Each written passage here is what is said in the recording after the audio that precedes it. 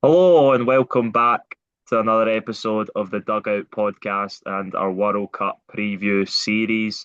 This will be the Group D episode, and this is another like all the groups, a very interesting one, which I think again is USA! USA! yeah. And you know what? We'll just start with the hosts, the United States of America, of course, the third host. Now we are previewing in chronological order.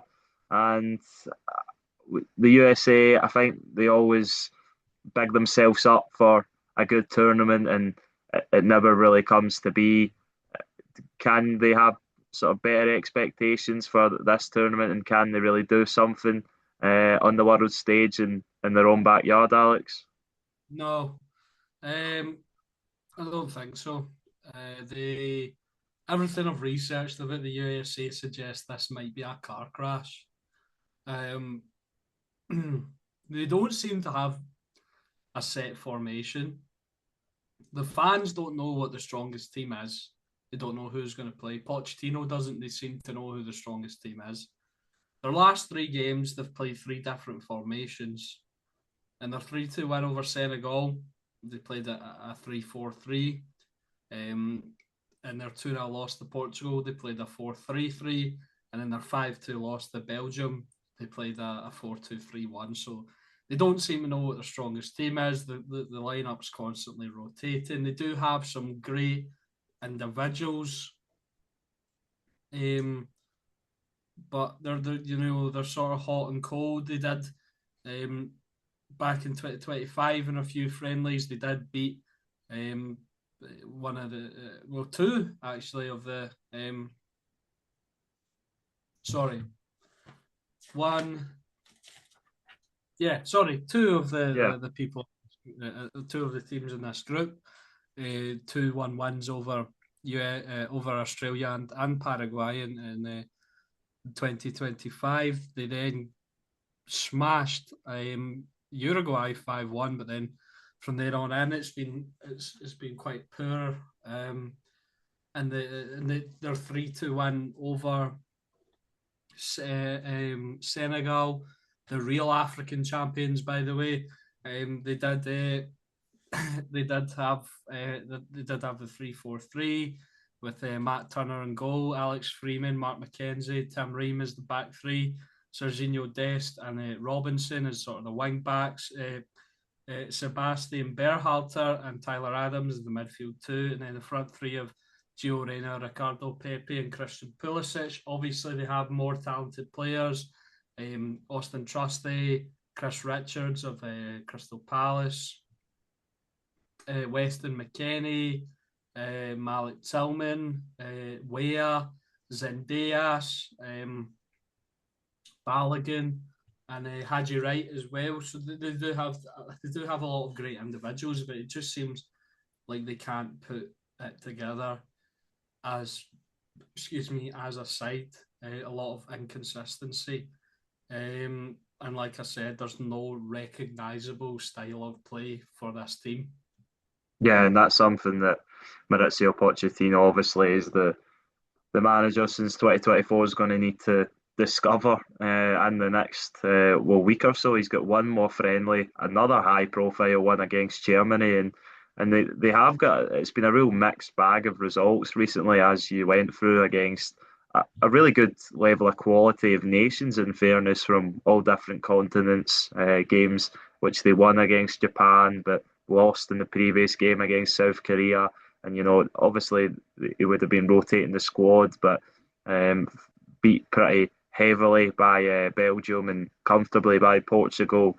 It is really difficult to predict where this USA team are going to land in this tournament because, as you spoke about, they have got some excellent talents throughout this squad.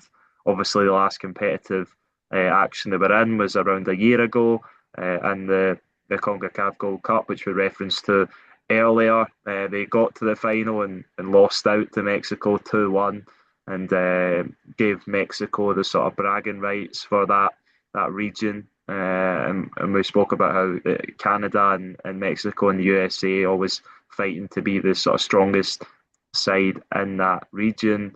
And I think at the moment you would have to say that USA aren't.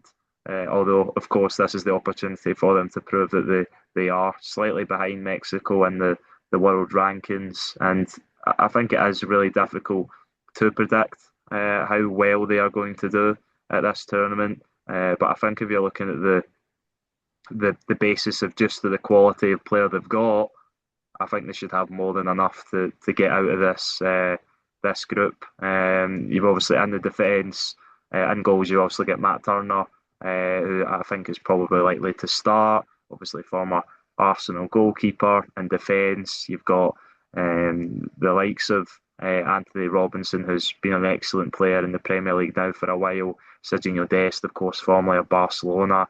Chris Richards, formerly of Bayern Munich, now really made his stamp on the Premier League. European champion. What is it? European champion. Chris Richards. Yeah. Is he? Was he there on the last time they won it in COVID? So there you go, Austin Oh, Trust. is he not at Crystal Palace? Oh yeah, Crystal Palace. Yeah. Oh yeah. Obviously, yeah. I don't know why I forgot about that. He was at Bayern Munich when they last won the Champions League, though. So I don't know if he gets a medal, though. Oh no, he did play 3 games in that campaign. I'm pretty sure. So there you go. He is a Champions League winner, I think. Let me see. It'll actually tell me on here. Uh, yeah, Champions League winner 1920 as well. So he's going for all three. How old is he? He is now 26. But he won the Champions League in 1920. No, 1920. Oh, away you My go. God, Away you yeah. go. Uh, Also, the defence they have Austin Trusty, which I think a little bit of a surprise inclusion in the squad. I didn't expect him to get called up. He hasn't been called up uh, all that consistently recently, but of course, his club teammate Cameron Carter-Vickers' I injury think I probably think helps that. I think Trusty, and just in terms of like week to week performances and important like blocks and defensive actions, I think he's maybe had the season of his career. Definitely the season of his Celtic career, wouldn't you agree? Yeah, no, I think I probably would say that. I think he's still a little bit inconsistent at times in games and across stretches of games, but I think you see in some moments, especially in some of the Europa League fixtures this season, his talents and why he can be a real asset to this USA team. I don't expect him to get too many minutes. I think he's probably right at the end of the pecking order. You've got the likes of Tim Ream, who even at his age with his Premier League experience now playing, of course, for Charlotte FC and the MLS is probably going to be ahead of him. But as we're saying with Pochettino, he's got a lot of players there, a lot of versatility, a lot of ways he can play. But I think taking some confusion out of the players' heads is always going to help if you have one set style or at least one way that you want to try and play in and out of possession. You can have your squad going into World Cup not knowing what formation they're going to play. Obviously, he'll tell them, but they've probably been thinking, like, you know what I'm trying to say? They've been thinking, like, are we going to do this? We're going to do that. They probably have their own ideas of how the side should be playing. So it's interesting. Um, in the last episode, I was describing Switzerland as sort of a solid unit, who just a solid team. I'd describe the USA as a team of individuals, and I think they probably will have enough to progress out this group. Although this is another competitive group, but if they do, I don't see them going beyond the round of 32 and all the expectations from the support, all the delusional expectations from the USA support. Fair enough, they're trying to get into football, support their national team. They're great stuff. We love to see football spreading more globally. Obviously, it's probably the third biggest sport in the USA behind basketball and American football. Maybe just pipping baseball, I think, in its popularity in recent years. But it's it's yeah, it's good to see, but a lot of the expectations from the fans, you can clearly see that they don't watch football regularly. Um, so yeah, I think the nation will be disappointed with their performance. Yeah, but I think what it is, and I don't think you're not agreeing with this, or I'm not trying to say that you're saying otherwise, but I think they have got potential to go really far in this tournament if they Yeah, can get it absolutely. right. But Yeah, I yeah, just but it's the case of it's that key phrase what you just said. If they can get it right, yeah, if they can, find a system. It's crazy though. We're talking about if they can find a system that works. The tournament starts in like a week. yeah, Well, we're talking about if they can find a system that works. Maybe Poch has done it. Maybe that's why he was doing all the different formations. But yeah, I don't. That's the key phrase. If they can get it right, I think they do have potential for around the 16, maybe even sneaking into the quarters because the quality of this squad is high. It's a high quality team, but I just don't. Just with the recent results and the formation changes and the fans not actually knowing what their style is, I think that it all speaks to a round of 32 exit, maybe yeah. even a group exit. Yeah, and I think the squad, the talent is. This seems like the sort of a lot of the players are getting into their sort of prime years. This seems like one of their golden generations, so to say. They've got so many talented players. And look at the midfielders, Adams, McKennie, Tillman, Timothy Weah, all very versatile players as well. And of course, the LeBron James of soccer, Christian Pulisic, who hasn't had as good a season Well, in they all Serie A call as he did last campaign, but still very solid. they all call him Pulisic, don't they? Yeah, I think he calls himself. He did say Pulisic originally, didn't he? And then he switched the pronunciation yeah, of his own name. Strange. yeah. It's Yeah, an but interesting one. Christian Pulisic had a great season this in the Serie A. Um, sorry for any Americans watching. That was a really poor impression. But yeah, he's uh, he's definitely he's had a terrific season for AC Milan, and he's obviously the star player, the crucial player for them. Other players that could make an impact. Malik Tillman, Haji Wright's had a terrific season for Coventry as well. So I think those probably are the ones to watch. Ricardo Pepe. I mean, their attacking talent's just ridiculous, isn't it? You'd kill to have Yeah, that in school, wouldn't you?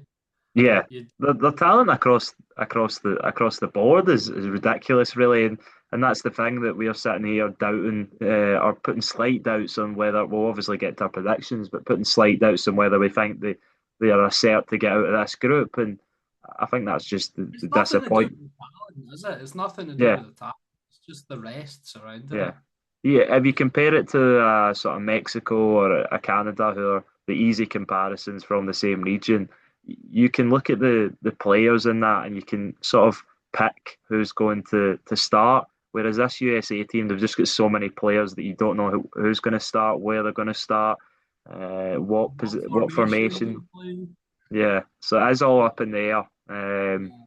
So yeah, it could be though the perfect storm for them, and I hope it is as the host nation to get a lot of the people behind and into their as what we call it football or what they call it soccer because they are missing out on well what the majority of the population and probably people watching this would say is the world's best sport. So yeah, I think is that all we've got for the third and final host nation. Yeah, Stars and Stripes. We'll move on to Paraguay now. Yeah, I'm happy to go on to them next. Obviously, 40th ranked in the world through qualifying. They qualified through the CONMEBOL region, just about automatically. Well, not that's really quite unfair to say, just about because they were 8 points ahead of Bolivia, who obviously missed out through the playoff, and we'll see them in action against Scotland soon. But for Paraguay, sixth place, and just to get to the tournament is obviously a success for them because it can sometimes be a very competitive region that, and recently not qualified for too many World Cups, not at the 2022 World Cup or the 2018 World Cup or the No, 2014 World Cup, rather. their last appearance at the World Cup was in 2010, Yeah. where they actually made it to the quarterfinals, and they lost to the eventual champions of the world, Spain.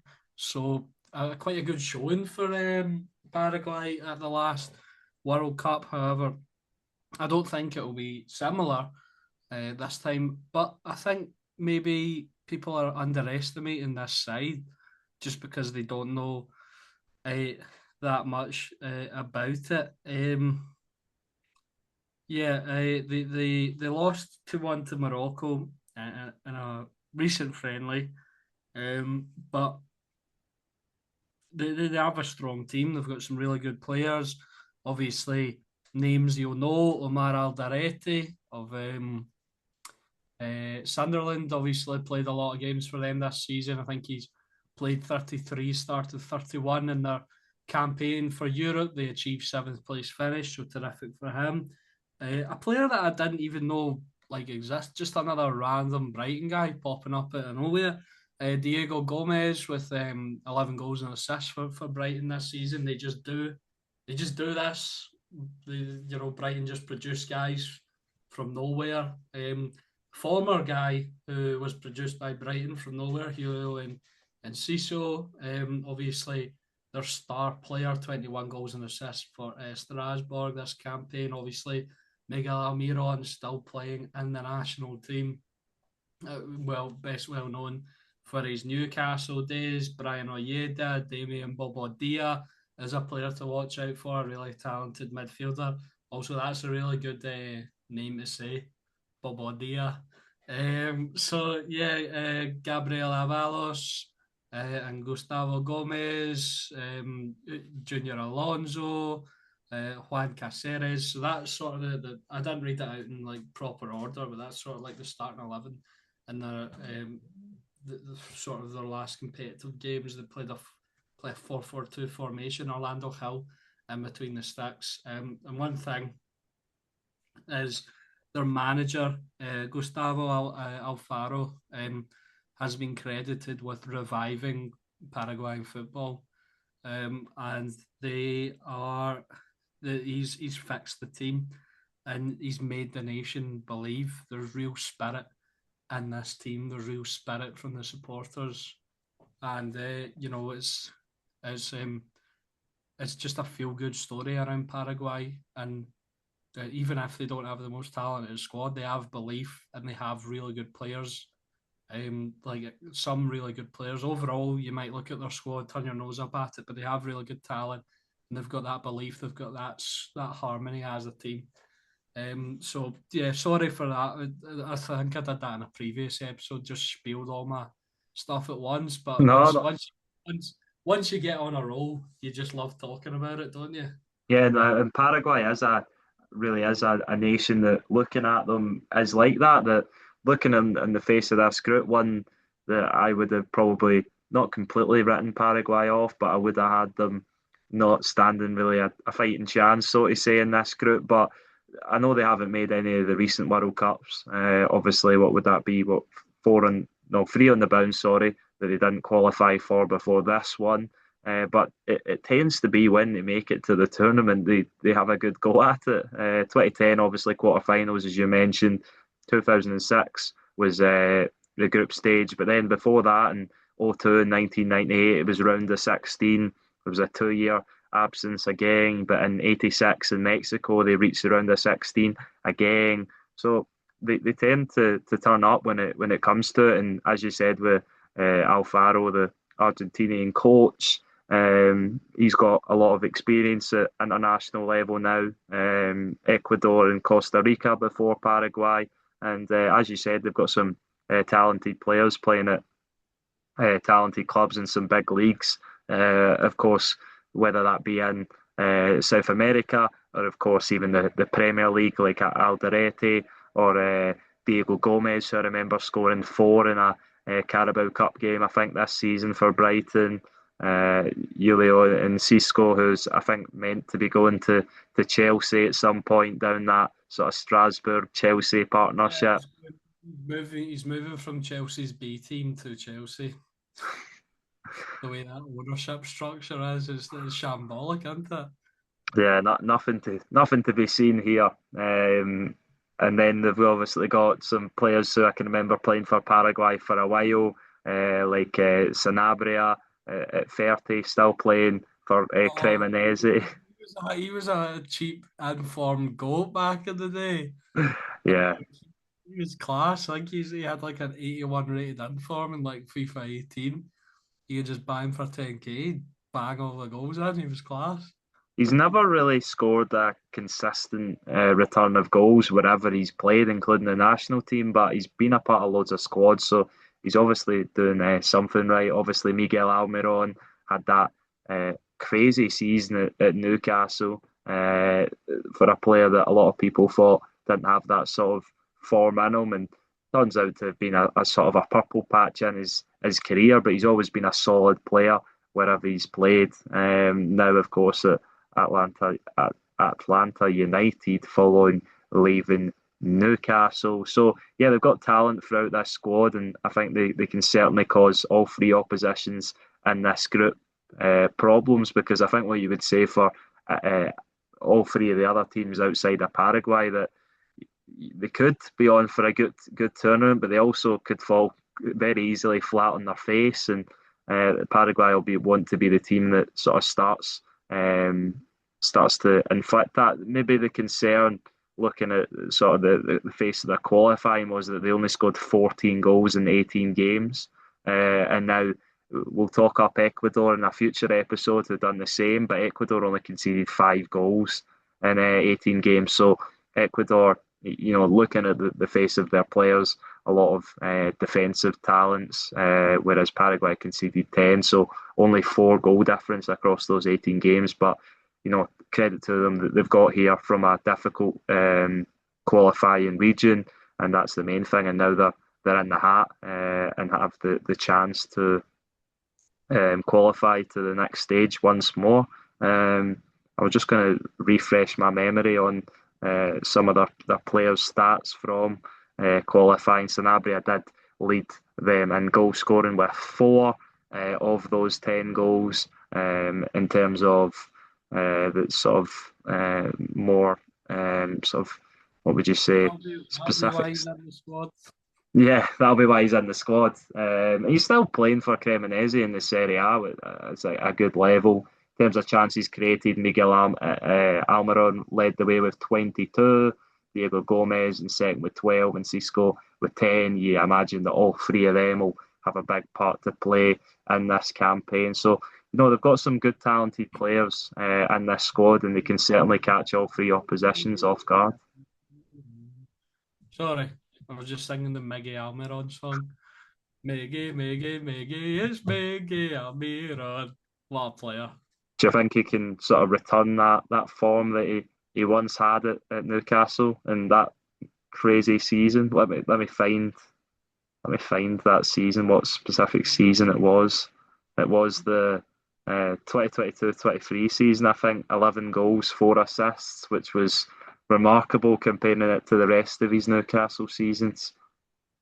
Uh, I don't think he'll be able to replicate anything like that in terms of just like because there was a like overall that's a good season, but Ethan, if you remember, it was like a superhuman period where it was like he was scoring and assisting like every game. It Yeah, was like a in that season. He was unbelievable. Um, but I don't think he can do anything like that. But I think if Paraguay are to progress out of this group, he definitely will have something to say, along with Enciso and Gomez and obviously Pablo Sanabria. yeah. Um, um, So that was rounding off our preview for Paraguay and on to yeah, the other half of Move this on this to the Aussies. very Aye. exciting group. Yes, we'll go to Australia next, who only just released. Sorry to a host of communities. I've just been trying so many accents, and it's not been very good.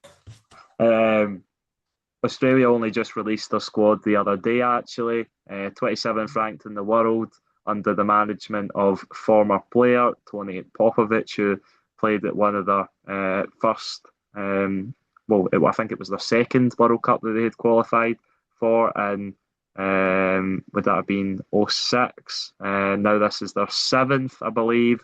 They went on a really good run of what? Wow. 06 to their seventh World Cup. Wow. No, no, that's the second time this series he's done that. Apologies to the viewers. Of course, they had their best, their joint best finish at the last one, making it to the round of 16 before narrowly being knocked out by the eventual winners, of course, Argentina. A very impressive campaign for them, nonetheless, and I think, looking at Australia, a real inspiration to a nation like Scotland, who you could certainly say that as Scotland fans that we have some better players than them, but they also have some very talented players. But I think yeah, look, every nation is similar to us. That maybe we have better players in certain areas.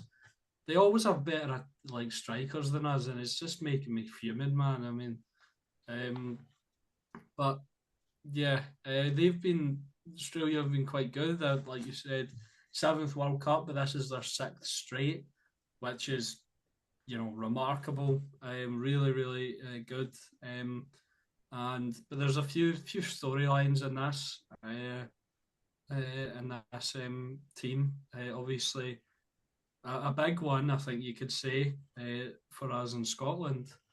Martin Boyle has missed out. He was played a part in qualifying, um, but he's missed out, and a lot of people seem to think that is due to the last minute allegiance switch from Christian Volpato, who has chosen to represent Australia. I think he was holding out maybe for Italy, but decided to represent Australia, and that's knocked Martin Boyle out of the side. He's represented basically his whole career. yeah, devastating for him. And I've seen a lot of Australian fans sort of posting about it and saying how sorry they are for him because he's been a massive player for them over a number of years now. Missed out on the 2022 World Cup campaign because of injury, and now is missing out on this campaign because of that allegiance switch, as you said, from Volpato, who obviously comes in as a talented player playing in the Serie A now for a number of seasons, Roma youth academy talent, and yeah, it's really unfortunate for Martin Boyle. Although I know maybe not the same player, but the sort of same exact position on the pitch. But I think taking like the likes of Tete Yengi instead of Martin Boyle from seeing both Yeah, of them in I couldn't Scotland is believe that. By the way, remarkable. I thought that was a fake squad when I saw Teddy Yengi. I mean, I said earlier, Australia have some better strikers than us. They do, and this is not one of them. I don't know how he's made. You may as well just chuck his brother in there as well. No, The no, no, no, no, not his brother. His brother's still sitting at the back of Pittodrie, I think. Uh, After what was a disaster move for him. And no, no, don't get me wrong. Tete Yengi has shown signs of promise and signs of quality in his time. We've seen him at Livingston, but even comparing through it the to middle, Martin Boyle, it's just not in the same. like obviously Martin Boyle plays on the wings, right? But he's played through the middle before, and if you asked either of us who would you rather playing up top for you, Martin Boyle or Tete Yengi, we'd say Martin Boyle in an absolute heartbeat. No disrespect to Tete Yengi, but he's not on the level of Martin Boyle. I can't believe that. Um, yeah, sorry, bit of a rant there, but yeah, one feel good story though that the Australians have been calling out for him to actually play and get a shot in the national team. Had an amazing season with Hearts. Cammy Devlin. I've seen a lot of fans, Aussie fans, really wanting him involved more asking why he doesn't play. He's been called up. Maybe he will make an impact. Maybe he will play some games coming off. Obviously, he had an injury in between, but you'd probably say the best season of his career in Yeah, terms like, of yeah. individual and team performance. So yeah, well done to Cammy Devlin. Yeah, exactly that. And obviously, he was at the 2022 World Cup, but I don't think he did he play any minutes at all. I don't. I don't think so, but he did manage to nick Messi's shirt. I'm pretty Yeah, sure. of course he did. And I'm sure he's still got that and holding on to it for a rainy day. Or where he's if he was to unfortunately be struggling for money, I think that would certainly help him out as a World Cup campaign worn a Lionel Messi jersey, which is excellent. And The campaign that he won it. yeah, no, exactly. That's what I said. That's what I said. A winning campaign jersey and what? Didn't say winning. I did I not. I meant to say that anyway. So thanks, Alex. Um, but no, We're they've not got. we're not telepathic, bro. Yeah, I know. I forget that sometimes. But no, they've got some. They've got a lot of sort of players connected to the Scottish League. I remember Aziz Beige, now at 35, still in the squad at Melbourne City. I remember him playing in the last tournament and doing really well when he was at Dundee United. Of course, Harry Souttar, who could have played for Scotland, I think. Yeah, of course, like Martin Boyle. Because Um, they are Scottish, the yeah, suitors. yeah. No, I was doubting myself, but I don't know why. But he was excellent in the last tournament, if I remember correctly. Um, and then, of course, you've Jackson, what? Jackson Irvine. Yeah, Jackson Irvine. Yeah, and he's got that sort of partnership with his St. Pauli teammate Connor Metcalf. So they have got some really talented players across this squad. Mohamed Toure, sorry, has looked really good this season in the championship when he's got opportunities. Yeah, Nine 13, goals in 11 games. yeah, 13 goals and assists in all competitions for Norwich City. There's one player though I want to bring your attention to as the star of this side, and you've probably identified him, but for anyone watching, they might not have expected. Jordan Boss, um, just he's left wing back, but he is the creative outlet in this side. 13 goals and assists for Feyenoord, I believe. Yeah, This campaign in the Eredivisie or all competitions rather, but um, yeah, just that's tremendous output, and he's one that will be crucial. Obviously, there's players like Nestroyer and Kunda as well, who's maybe not been as inconsistent, but just the Australians love him because of his raw talent. yeah, You can see the ability. He just needs to put it together more often. Only 8 goals and assists for Watford this season, but he's definitely got the talent. But yeah, like I'd probably say Jordan Boss is the main star in this side that you need to watch out for, and obviously veteran goalkeeper Matty Ryan as well. yeah. Matty Ryan still playing at a really good level with Levante, I believe he's at now. And yeah, they've got talent across this squad, and I think they can certainly have aspirations to get out of the group again, like they did in Qatar. So I think that'll be the hope for Australia going into this tournament. As we said, with a lot of these groups, it really feels like it could go either way, apart from Group B, which we obviously gave our thoughts on and don't want to give too much away. But I think that group's a little bit different to Group A and Group D, certainly. And as Scotland fans, we'll hope Group C also. Well, for one way or the other, as we'll get on to when we preview 80, that. 80, 80 top, Brazil bottom, Scotland in second, Morocco in third.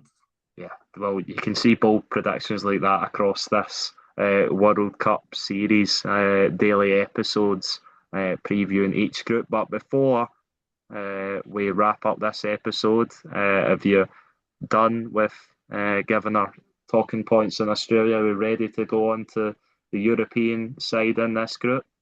Yeah, one more team. One more team.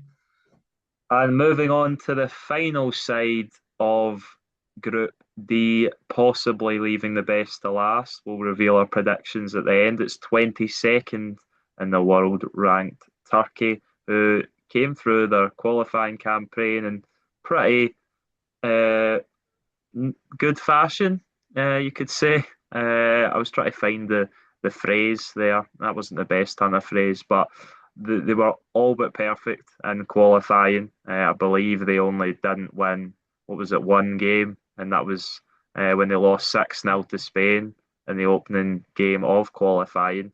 They went on to win all the other games in their qualifying campaign, which were against, just remind myself, Bulgaria and Georgia. And then they actually got a 2 each draw in Spain in the last game, but obviously not enough to overturn that 6-0 deficit from the first game and the first head to head, which meant they went into the playoff rounds, and they had, compared to some other sides we spoke about, you would say a more favourable sort of couple of games, but still difficult nonetheless. And they came through both of them with 1-0 victories. I remember actually watching their game against Romania. It was an excellent pass, if I remember correctly, from Arda Güler to find the Ferdi Kadioglu for the only goal in that game at home to Romania. And then away to Kosovo, Kerem Artoglu.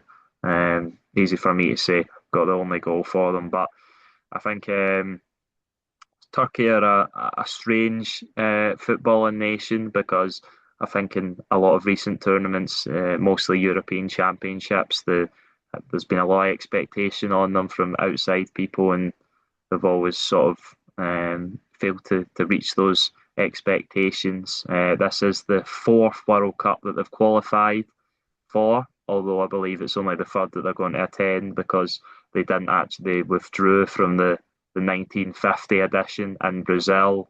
The other one they qualified for was the 1954 tournament, where they didn't make it past the group stage. And of course, we spoke about the 2002 campaign, of course, for South Korea.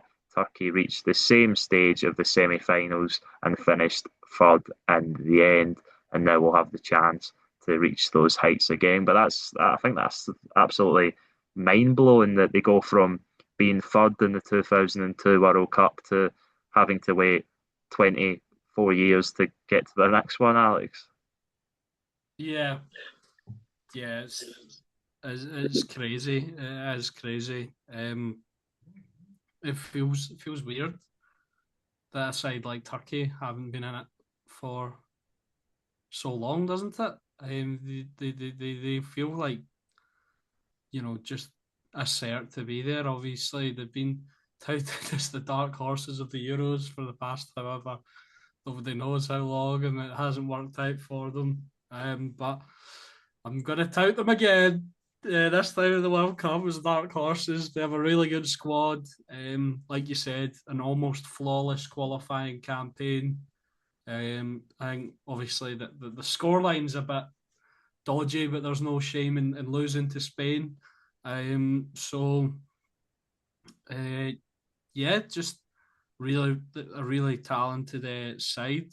Um, they're versatile as well. They're not afraid to change their tactics. They're not afraid to try something new, to approach the game. They have probably I'd identify three three or four players as their stars. Obviously, there's Hakan Çalhanoğlu, who's been playing at the height of European football for most of his career. But then you've got some younger players as well. Obviously, Arda Güler at Real Madrid. I think he's really a tough first couple of seasons for him, but I think he's sort of uh, broken the glass ceiling, so to speak. This campaign, he's been good. He's had impacts. Arda Güler's been, obviously he scored a terrific goal against Bayern Munich in that insane Champions League quarter final. They've Scored an obviously insane goal in the league for Real Madrid as well, which I imagine one goal of the season. I can't remember who it was against. I want to say it was Elche, but that might have been wrong. But it was from his own half, and of course scored possibly goal of the tournament of the European Championships for that goal against Georgia, I believe it was. And yeah, they've got some excellent talents in this squad. They've got the experience, just sheer technical excellence of Hakan Çalhanoğlu, and then they've got the younger sheer technical excellence of someone like Arda Güler. And as you said, he has really sort of moulded into a Real Madrid player in recent years, and of course not led the team to any great success. It's been two of the worst campaigns in the club's history, but I think he's been one of the better players that can maybe hold his head up high and say that he's improved over that time. And then of course Ken Alield is an excellent talent who's only developed since that European Championship campaign, where I think everyone was exposed to how good he was going to be, really showing himself on the European stage, but the world stage is, I would say, the world watches the European Championship as well as the World Cup, and of course they've got just talent across their ranks in various areas of the pitch. see Kieran Yildiz as well, obviously 24 goals and assists for Juve in all competitions this season. His second name actually translates to star in English as well. So I think that's very, very fitting for this player. Obviously, Yeah, a player. and sorry, Alex, to cut you off. If we're to see him score at this tournament, I think his celebration involves a star as well. So That yeah, I might be think why he. then. I think That might, what? that might be why he does that Yeah, celebration. I think he's playing on his namesake there. But sorry Yeah. to cut you off. Continue. No, that's fine. Another player as well to watch out for is Kukçu of Besiktas. Obviously, he moved to Benfica from Feyenoord and then to Besiktas. It was a move that confused a lot of people because many thought maybe after his good performances at Benfica, a top five European league was the next step. But he revealed that a transfer to the Black Eagles was a boyhood dream. So he's living it out there. He's got 18 goals and assists this campaign. Um, really instrumental in attacking areas. But one thing about him as well, he's a hard worker. He'll put in the dirty work. He'll get on the defensive end, as influential as he is in the final third.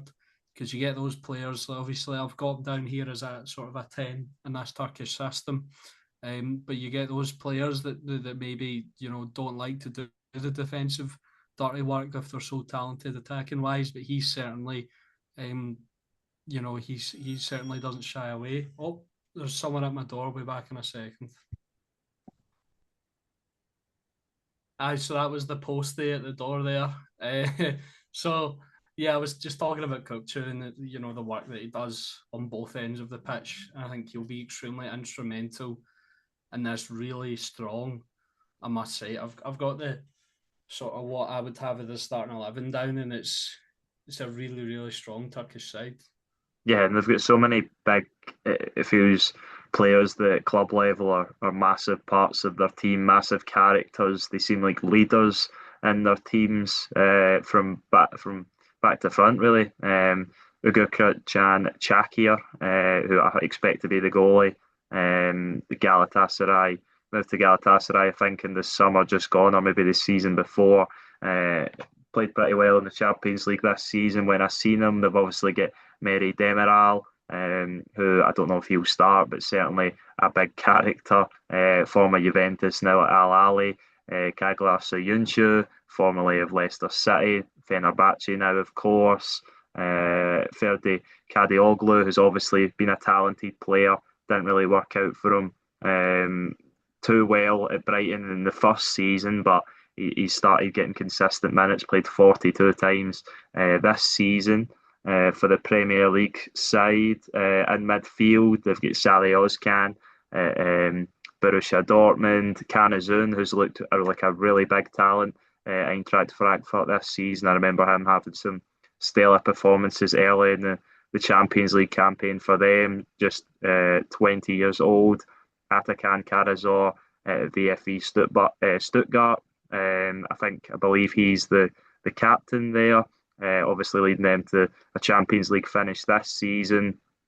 And then, as I mentioned, he scored the goal that sent them to the World Cup.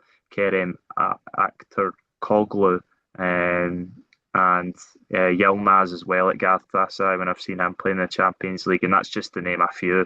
They've got loads of talent across this squad, and it's going to be really interesting to actually see who did start this last game and who maybe is likely to start when the first game comes. Yeah, yeah, um, absolutely. I've got a little thing down of players who I think will be starting. However, I think it is up for debate.